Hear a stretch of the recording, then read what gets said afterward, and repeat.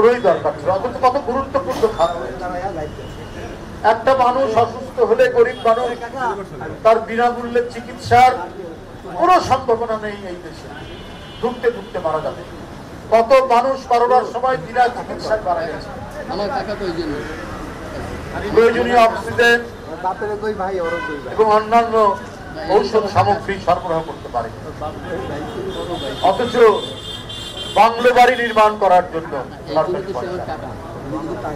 ভর্তি করার জন্য যে পয়সা খরচ করা হয়েছে সেটা বলা কঠিন, বলা খুব মুশকিল। শব্দ যদি বলতে যায় দিন রাত পার হয়ে যাবে। আমি শুধু সরকারকে বলতে চাই, আমার কেন জানি মনে হচ্ছে ভেতর থেকে গভীর চক্রান্ত চলছে। আমরা আমাদের এই বয়সে আমরা কিছুটা পাকিস্তান আমলও দেখেছি, তখন ছোট, তখন তো মাজার আক্রমণের কথা শুনিনি, তখন তো আমরা মাজারের কোন লাশ পুড়িয়ে দেওয়ার কথা শুনিনি। এখন তো আরো এগিয়ে যাওয়ার কথা দেশ। আজকে হঠাৎ করে এই কাজগুলো কেন হচ্ছে? এটা শেখ হাসিনা করতেন, বিএনপি ক্ষমতায় থাকলে, বিএনপি পাকিস্তানপন্থী দল, বিএনপি কি বলে ইসলামী জঙ্গিদেরকে প্রশ্রয় দিচ্ছে, এই অপতথ্য এবং অপপ্রচার করতেন। আপনার প্রিয় কাপড়ের যত্নে এলো এনজাইম সমৃদ্ধ Arik silver wash detergent powder, 500 গ্রাম মাত্র 70 টাকা। প্রিমার্ক। এই অপতথ্য অপপ্রচার করার পরেও উনি এটা কোনোভাবেই প্রমাণ করতে পারেন যে ভাই আমাদের উপর বিপদ আসে, আমরা দেশেই থাকি, আমাদের নেত্রী দেশেই থাকে। মিথ্যা মামলায় 5-6 বছর তিনি নির্যাতনে কারাবন্দী অবস্থায় থাকেন। আমরা কোন পন্থী দল নই, আমরা বাংলাদেশ পন্থী দল, বাংলাদেশ জাতীয়তাবাদী দল। আর আপনারা কি পন্থী আপনারা নিজেরাই প্রমাণ করেছেন। 1981 সালে দেশে যখন ফিরলেন, জিয়াউর রহমান যখন আপনাকে ফেরার অনুমতি দিলেন, দেশে ফিরলেন, কোন দেশ থেকে আপনি এসেছিলেন?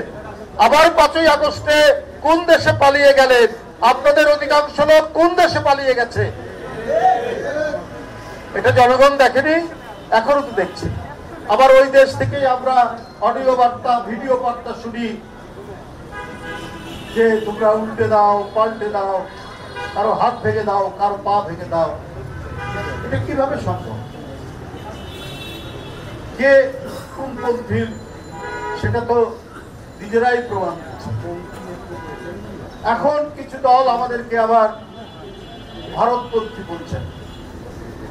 তো ভাই 5ই আগস্টের পরে যারা আগ বাড়িয়ে বলে বসলেন আমরা ভারতের সাথে সব সম্পর্ক করি,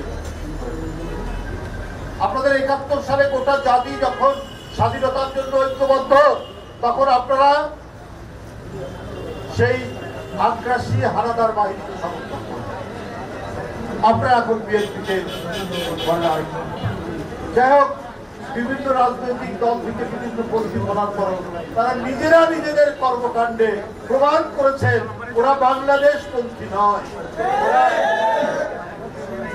এই দেশের মানুষের পন্থী নয়। বিএনপি এই দেশ, এই জাতি, এদেশের মানুষের আবহমান কালের সংস্কৃতি